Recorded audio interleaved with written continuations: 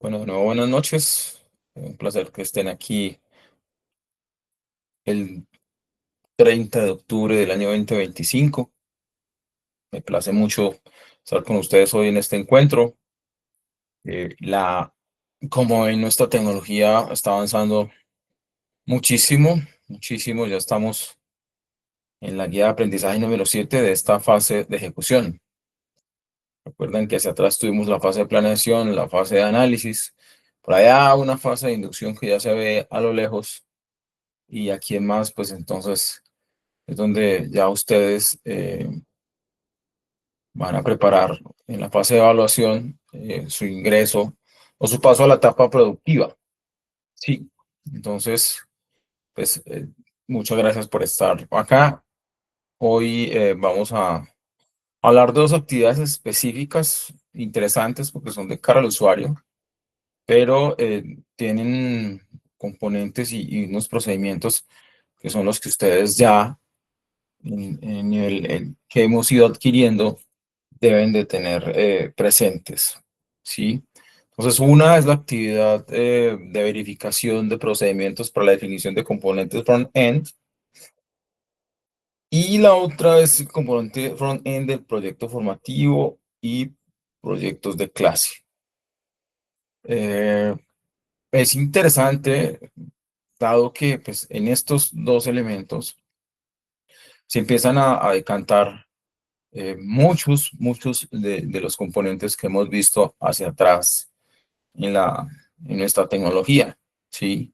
Entonces, en una de ellas se habla de que se debe tener en cuenta conceptos de diagrama de clases, casos de uso, historias de usuario, ¿sí? Prototipos, informe técnico de plan de trabajo, ¿sí? Esas cositas ya las debemos de haber interiorizado y tenerlas aquí y presentes. Pues bien, una de las actividades habla de eso, de la verificación de procedimientos para la definición de componentes front-end y digamos que posterior elaboración y ejecución a través de varios escenarios. Eh, de la mano de ese tipo de componentes, pues ustedes, siempre lo hemos hablado aquí, deben de tener ya o deberían de tener un proyecto con el cual hayan ido trabajando y alimentándolo con las diferentes actividades que nosotros hemos expuesto a lo largo de la tecnología, ¿sí? Y ahí es donde pues, es importante que ustedes lo miren como un todo. Pero antes de eso, voy a hacerlo un tris en desorden. Quiero que vean este video que habla acerca de uno de esos componentes que están inmersos en la actividad, y es el desarrollo de front-end con React. Entonces, el React, quiero que vean este videito para que tengan presente cómo funciona el React. ¿Listo? Entonces, vamos aquí a presentarlo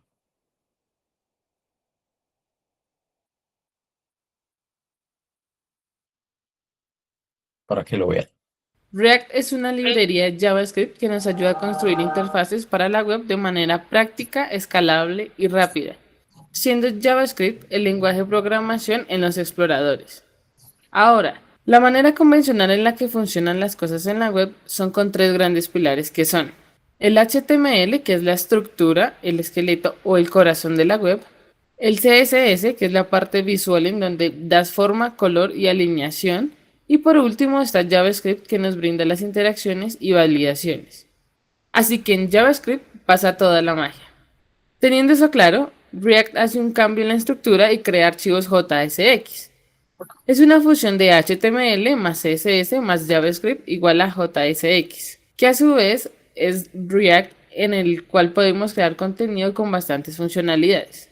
Sabemos que suena una mezcla muy arriesgada en cuanto a buenas prácticas, pero llevamos 7 años juntándolo todo, así que estamos seguros al decir que podemos colocar todo en un mismo archivo. Entonces te preguntarás cómo funciona React para las interfaces. Antes de entrar en este tema, te voy a mostrar cómo funcionan las interfaces normalmente. De modo que tenemos la interfaz, lo que ve el usuario, y el servidor, en donde tenemos todo el código guardado. Cuando el usuario recarga la página o pasa a otra pestaña, lo que pasa internamente es que la interfaz le pide al servidor el código. El servidor le envía todo el código HTML a la interfaz. Sí, claro, es sencillo, pero es ahí cuando tenemos problemas de carga en nuestras páginas. Perfecto. Ya sabemos cómo funcionan las interfaces normalmente, ahora volvemos a nuestra pregunta inicial. ¿Cómo funciona React para crear interfaces? Recordemos que movimos todo el contenido al JavaScript y el archivo HTML se carga vacío. Cuando esto está listo, pasamos a la hidratación, que es generar las interfaces por medio de JavaScript, en vez de cargarlo como sucede normalmente. React tiene algo llamado componentes. Los componentes son pequeñas partes que el usuario ve o interactúa con ellos. Por ejemplo, este video está en YouTube. Está rodeado de componentes que son los videos recomendados o la información del canal.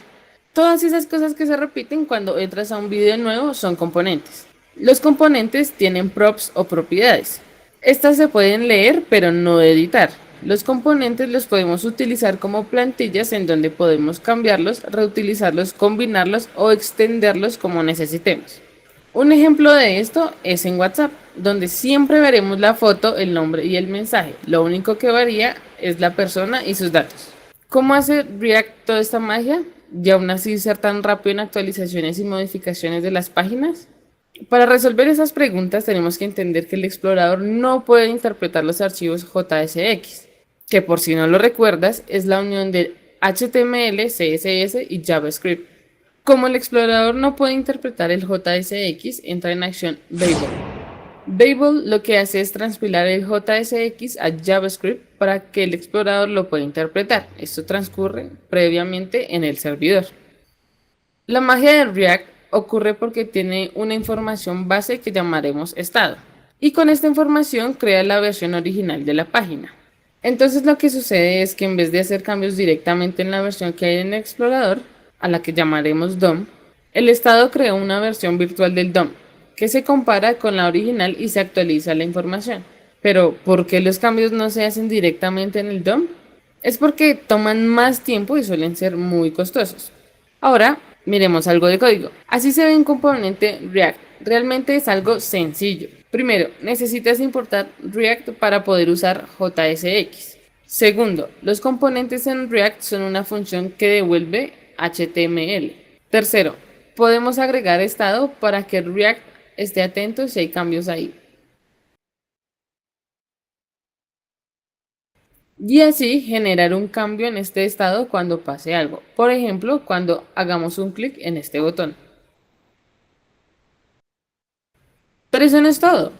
React es más que una librería. Es un ecosistema gigante que tiene el soporte de una gran comunidad de código abierto, que ha generado librerías y componentes adicionales, que incluye creación de proyectos, flujo de trabajo, pruebas y prácticas que permiten sacar lo máximo de esta genial herramienta. Asombroso, ¿no? Comencemos a crear una aplicación de React ahora. Quería que ustedes lo conocieran porque pues, hace unos años que fue la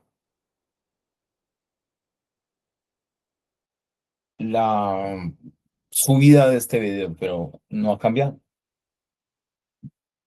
Es de la misma manera, solo que más rápido, debido a los diferentes estamentos en los cuales pues, la evolución y las herramientas y la información que hoy contienen las herramientas, pues hace que el procesamiento sea más rápido, pero la estructura sigue siendo la misma de React, ¿vale? Entonces, quería que lo vieran, perdona el desorden, pero quería que lo conocieran porque es que una de las actividades, la segunda sobre todo, pues tiene inmerso ese escenario. Entonces, nuestra primera actividad habla de que teniendo en cuenta las características de ese software que se va a desarrollar o el que ustedes están alimentando, se debe realizar un documento en donde se describa los componentes front-end a utilizar en esa codificación del proyecto. Cada uno de esos componentes, porque son los suyos, son los que ustedes están manejando, son los con los que ustedes se identifican, son los que son aplicables a esa vivencia que ustedes tienen en su quehacer diario, son los que ustedes investigaron. Bueno, en fin, cualquiera de esas posibilidades, si ustedes los van a utilizar, pues cuéntenme en el trabajo por qué, cuál es la justificación de por qué lo quieren realizar. Y entonces me suben el documento escrito con los diferentes parámetros que hemos utilizado en nuestra tecnología. ¿Listo? Entonces una portada, una introducción, un objetivo, ¿cierto? Y aparte de eso, pues entonces deben describir cuáles son los componentes de React que van a utilizar para el desarrollo del proyecto. ¿Listo? Voy a explicarles la segunda actividad y voy a presentarles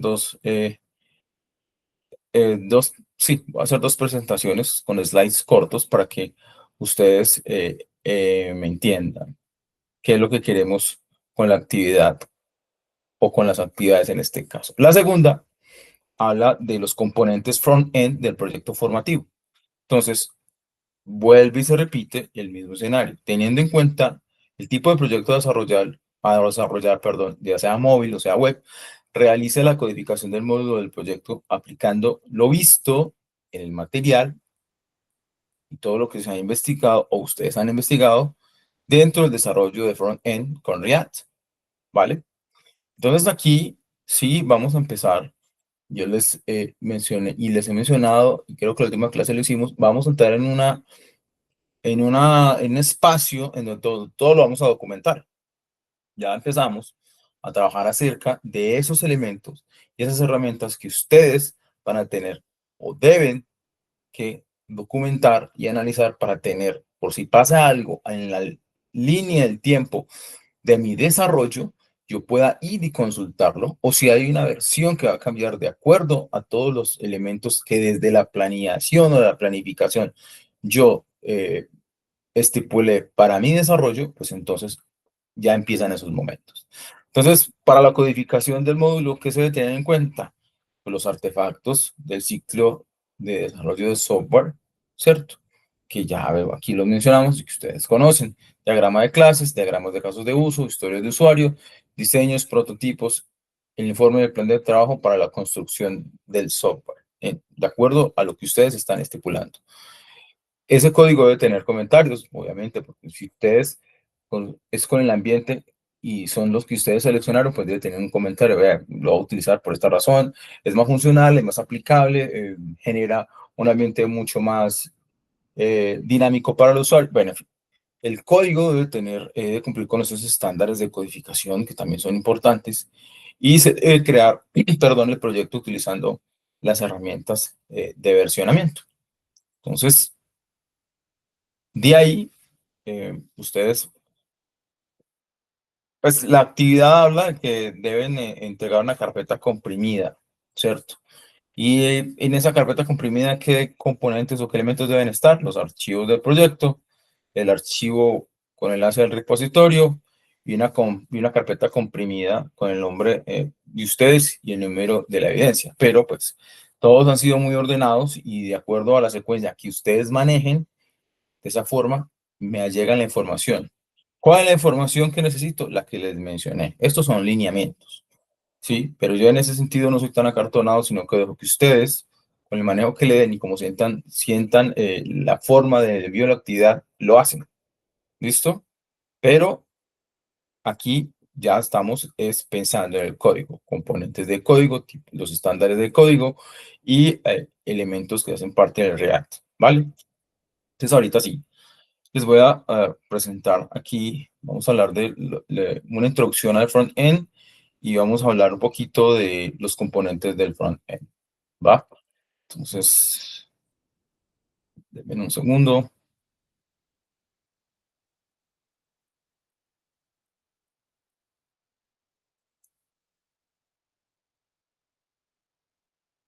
Entonces, les decía que pues, dentro de esos componentes del front-end, eh, lo más importante es que son componentes visuales, ¿cierto? Que a su vez deben de ser funcionales porque dentro de esa interfaz del usuario que estamos hablando que sea amigable y van inmersos dentro de esa aplicación web. Allí es donde estos bloques son los que interactúan con el usuario final y son con los que interactuamos, ¿sí?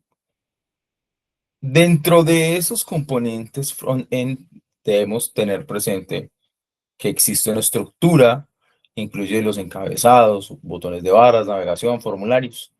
Existen unos estilos, ¿cierto? Que definen y enmarcan esa apariencia visual. Tema de colores, tema de disposición, ¿cierto? Dentro de lo que nosotros estamos diagramando y queremos que el usuario visualice, que sea interactivo, o sea, que sea funcional, que responda a las órdenes que el usuario está dando y que al validarlas, pues obviamente devuelva la información que se está solicitando. La importancia de esos componentes front-end en el desarrollo son tres: la usabilidad, la escalabilidad y el rendimiento. La usabilidad, obviamente, pues da un impacto mucho mejor hacia la experiencia de usuario. Y cuando hablamos de eso, pues entonces le estamos apuntando a la interacción. Algo aburrido, algo monótono, algo cuadriculado y acartonado, pues no facilita la interacción. La escalabilidad, pues habla de que sea reutilizable y que permita eh, redistribuir o construir interfaces que sean eficientes, que sean fáciles de su escalabilidad y de su trazabilidad dentro de ese espacio front-end. Rendimiento, una arquitectura de componentes pues que le apunte a que sea óptima, pues mejora el rendimiento y la velocidad de carga de la aplicación. Fundamental, porque si nosotros no tenemos en cuenta a la hora de cargar los servicios que queremos que el usuario visualice, ahí tenemos una falla, ¿cierto? Siempre la agilidad, el dinamismo, y hoy ustedes saben que eso es fundamental. Herramientas de versionamiento, que lo vimos allí en el, que se los comentaba, perdón, porque les leí la guía de aprendizaje, porque ya sé que ustedes la descargan y son muy juiciosos y la revisan, pues habla de la gestión de cambios. Las herramientas de versionamiento permiten rastrear y administrar los cambios en el código fuente, por eso es la gestión de cambios. Sí, el trabajo colaborativo, pues aquí le hemos apuntado mucho a hablar de ello, o sea, permitir a todos los desarrolladores que trabajen en el mismo proyecto es fundamental, un lenguaje común para todos. Historial de modificaciones, pues obviamente es como esa bitácora, ¿cierto? De los cambios realizados en esa traza del tiempo de nuestro proyecto. Los rollbacks permiten cambios y volver a versiones anteriores de código si es necesario. Por eso yo les decía ahora de la documentación. Sí, el guía de sistema de control de versiones, pues le apunta a que nosotros tengamos un repositorio y allí vamos a guardar el historial completo de los cambios, ¿cierto? Ya sea de manera local, de forma remota. Las ramas, o sea, esas ramas, ¿qué es?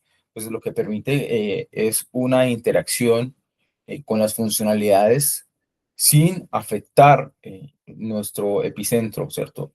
La función principal, ¿sí? De eso tratan las ramas. Nosotros podemos irnos por los laditos, pero sin que haga una afectación normal y eso lo permite el sistema de control de versiones. La fusión, pues las ramas, estas ramas ayudan a funcionar, a integrar los cambios de manera organizada y controlada. El GitHub es esa plataforma de desarrollo colaborativo que nos apunta a crear copias de repositorio, a proponer cambios, a reportar y discutir problemas y a colaborar como tal en nuestros equipos de trabajo, ¿cierto? Entonces, cuando ustedes estén en ese escenario, apúntele siempre a eso, a un desarrollo colaborativo donde pues, el factor principal aquí sea estar de la mano con los cambios, con visualizar los problemas, con generar copias por si algo sucede.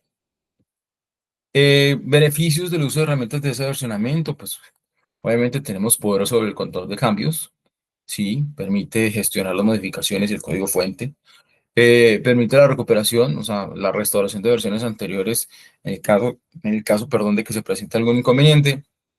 Y pues obviamente el trabajo colaborativo ayuda a que dentro del equipo de trabajo exista una revisión conjunta del código si existe un lenguaje común para todos. ¿A qué le apuntan los componentes front-end? Pues elementos visuales que sean amigables con la interfaz de usuario, a que las herramientas de versionamiento le colabore y le haga push a los proyectos. Y los beneficios, pues obviamente están amarrados al control de cambios, a la recuperación de versiones y a la colaboración de las diferentes áreas de trabajo, ¿vale? Entonces, miren que es muy importante que ustedes dentro de esos componentes vayan mirando a qué le apuntan. Si ustedes van a generar un desarrollo estable, si ustedes van a proponer algo amigable, si ustedes van a hacer algo entendible y medible, porque si no, a razón de las cuentas que le vamos a rendir a nuestro cliente, ¿sí? Que fue el que nos abordó al inicio, pues es un, digamos que yo lo planteo como un mal necesario. Todo esto es muy camelludo, es bastante grueso, es muy pesado, pero es un mal necesario. Se necesita porque nosotros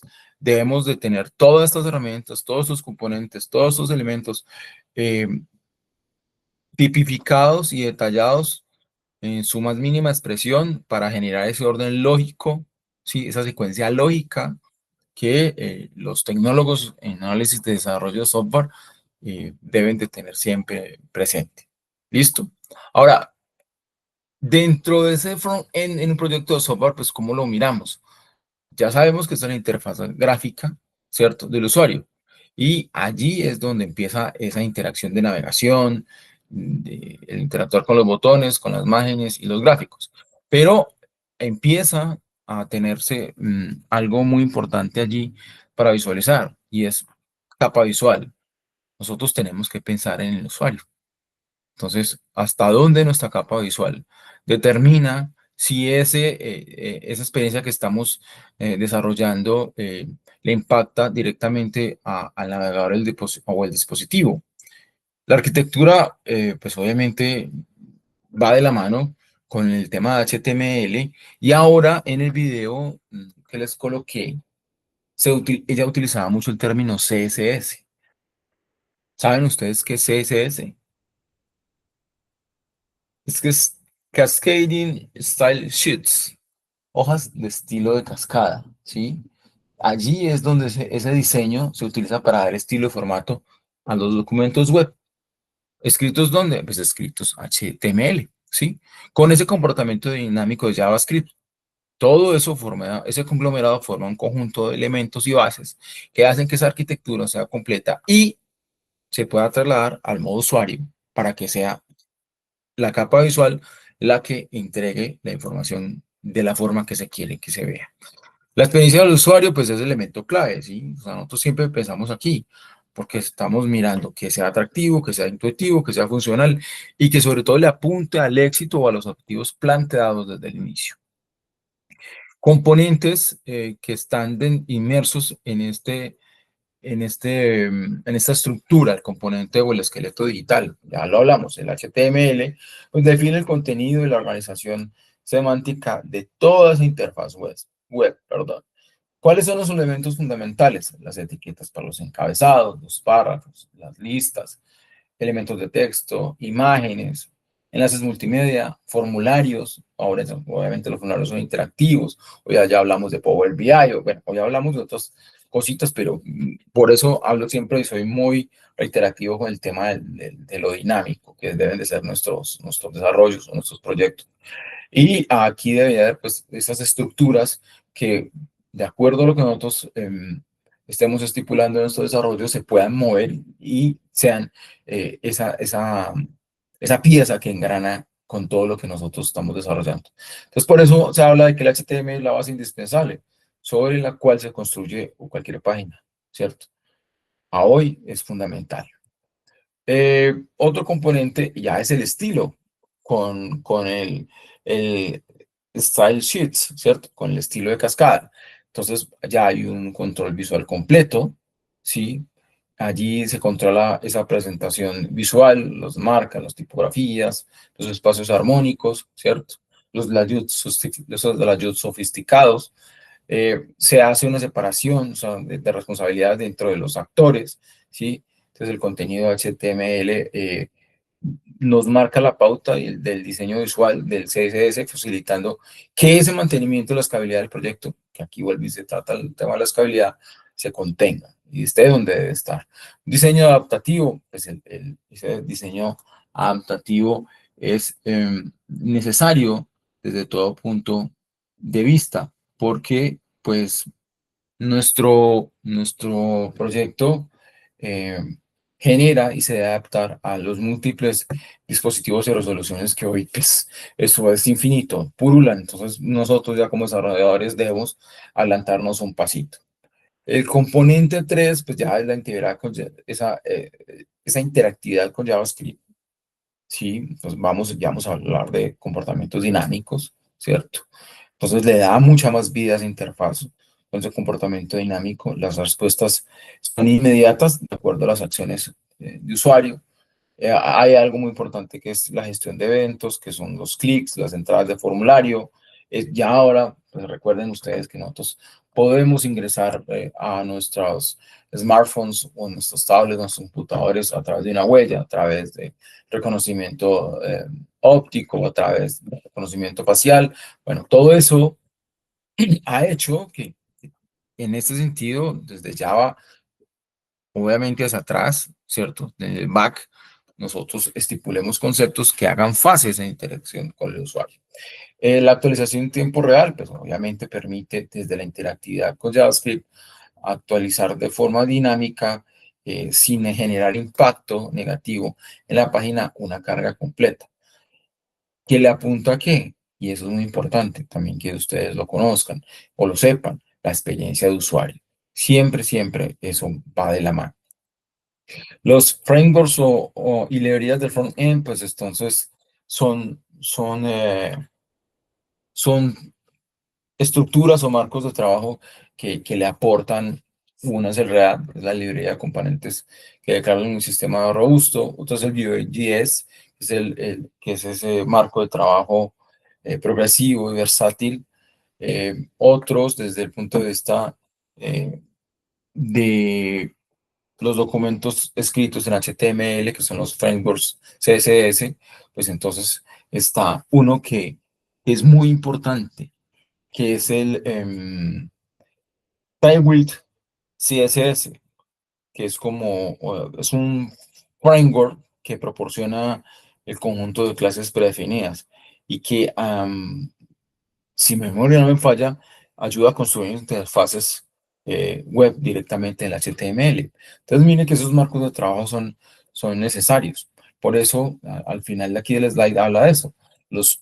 Estos frameworks facilitan la creación de interfaces complejas, ayudan y le apuntan a mejorar la modularidad y aceleran el desarrollo y simplifican el mantenimiento del código base.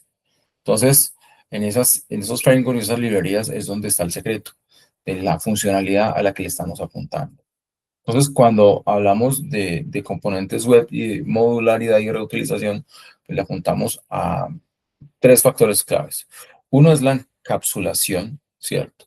Y dentro de esa encapsulación, pues hablamos de elementos UI, bueno, interfaz de usuario. A veces nosotros y en nuestro lenguaje utilizamos tecnicismos que las demás personas no lo entienden y nosotros no vamos un poquito más allá. A veces trato de corregirlo, pero se me olvida.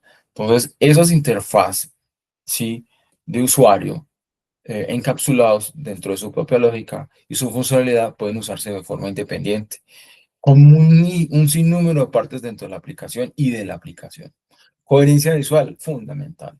La coherencia visual y funcional en cualquier aplicación da patente para que haya una homogeneidad, ¿cierto? En nuestro estilo y le da pues una marca propia.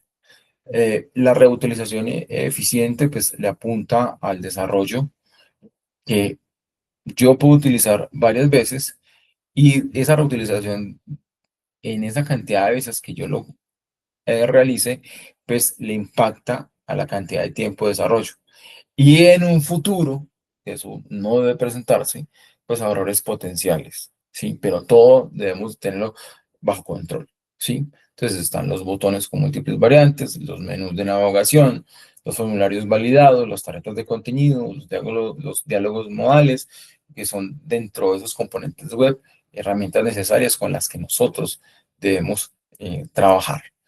Mm, buenas prácticas, las guías de estilo, o sea, documentación completa, con sus colores, con sus patrones de diseño, manejen patrones de diseño, ¿cierto? Procesadores de CSS, o sea, herramientas con funciones para escribir documentos que sean mantenibles, escalables, control de versiones, ¿sí? Para que ustedes puedan rastrear los cambios, para que ustedes puedan devolverse en el tiempo y ver dónde hay que cambiar para llevar como esa bitácora de código bien estipulada, un testing automatizado, o sea, pruebas unitarias, que me revisen la integración por dentro y por fuera, dentro de las herramientas que estamos utilizando, para apuntarle a qué, a la calidad del código, ¿vale? Optimización y rendimiento, ahí es donde nosotros debemos apuntarnos mucho, porque es que el rendimiento y la carga de todo lo que nosotros generamos en el desarrollo es lo que hace exitoso lo que nuestro proyecto. Y la accesibilidad web, pues es la implementación de estándares, ¿cierto? Dentro de esas convenciones que vamos a utilizar y que son las más frecuentes para los desarrollos, ¿sí? Dentro de pues, las conclusiones que están para el front-end, es la combinación perfecta, ¿sí? HTML, CSS y JavaScript. Entre los tres, ya vimos ahorita que generan valor y obviamente la apunta a los objetivos definidos por el usuario. Un desarrollo acelerado, pues son los componentes bien definidos que bien manejados lo que hacen es que al usuario final lo dejan tranquilo y el rendimiento se ve impactado de forma positiva. Y pues la última, que es eh, la más importante, y es que eh, yo voy por ese 10 y voy a garantizar al usuario un front-end robusto, ¿cierto? Que le apunte a una satisfacción para las necesidades planteadas y que el usuario nos busque, ¿cierto? Si le apuntamos a lo que, de verdad, lo que él necesitaba, ¿sí? Y pues una reflexión de Martin LeBlanc que es, la interfaz de usuario es como un chiste. Si tienes que explicarla, no es tan bueno. ¿Listo? Entonces, chicos, esto quería contarles. Es un tema grueso, es un tema bastante denso, pero es uno de los más importantes, ¿sí?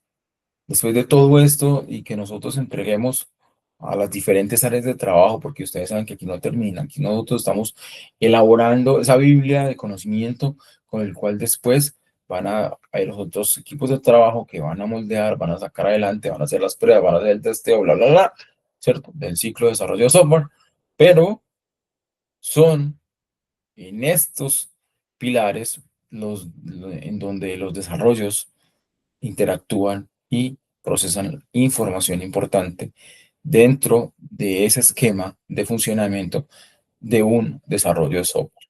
¿Listo? Entonces, pues chicos, no se diga más, no sé si tienen alguna pregunta.